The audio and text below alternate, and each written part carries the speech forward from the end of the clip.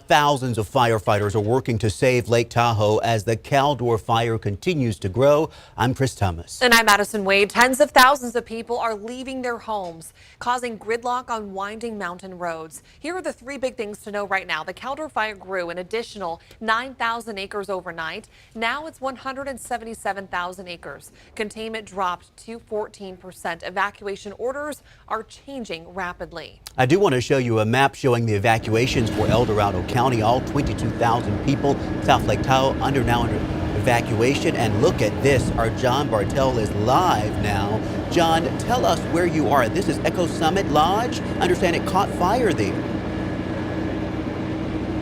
Yeah, well, so this is a massive defensive, firefighting defensive tactic going on right now here. Just take a look at these guys frantically trying to cut down a lot of this brush here. This is what they're trying to save here. Rory, let's take them here. We're at Echo Summit Lodge here. There has been this fire making its way up from Highway 50 really since our last live hit here.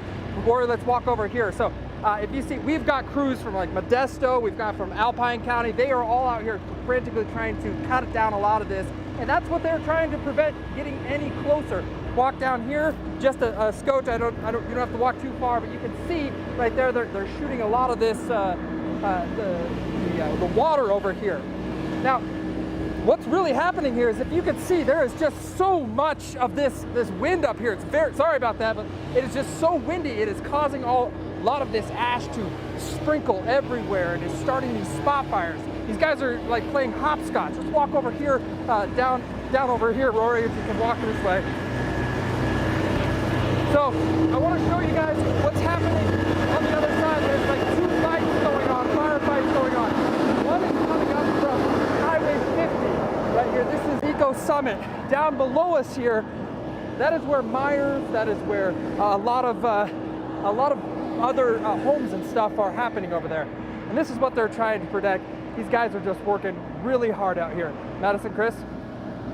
John, thank you so much for that look right now. Again, firefighters working incredibly hard to save the Echo Summit Lodge. John, be safe. Thank you. We do want to show you a map showing the evacuations for El Dorado County.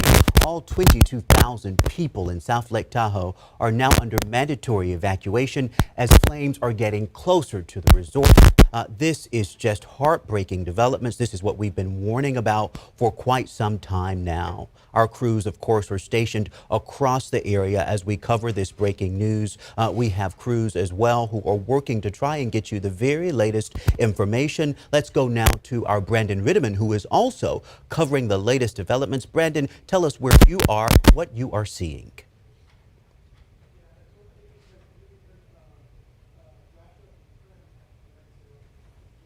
I'm sorry, again, this is breaking news. This is developing as we speak. If I can, I want to go over to our chief meteorologist, Monica Woods, as we work to get Brandon, because these are very dangerous conditions, and we want to make sure that we're keeping our crews safe and working. Well, exactly. And a lot of our crews are having to move very quickly. And when we go to them, they're having to reposition. And this is the reason why. Look at how many hotspots are growing throughout the course of the day. All of the red indicate where we've seen the biggest growth along Highway 88, growing towards Kirkwood. Also up towards the eastern side of this, growing over Echo Summit, over towards Myers, eventually, potentially making it into the South Lake Tahoe area. And that's why massive evacuations have been taking place. Here's a look at a little bit of a time lapse that we've been following with these thermal web cameras. This is able to get through the smoke. Look at the hot spots.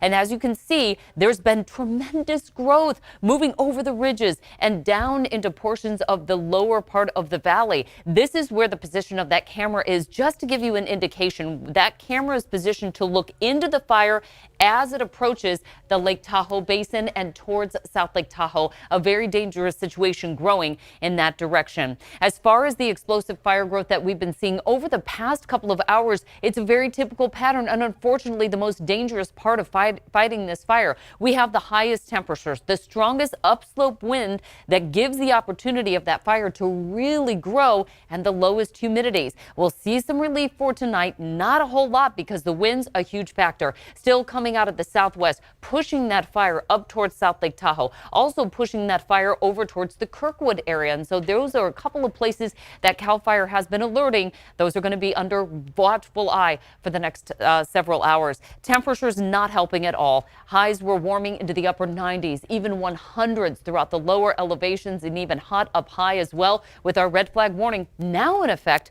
until Wednesday.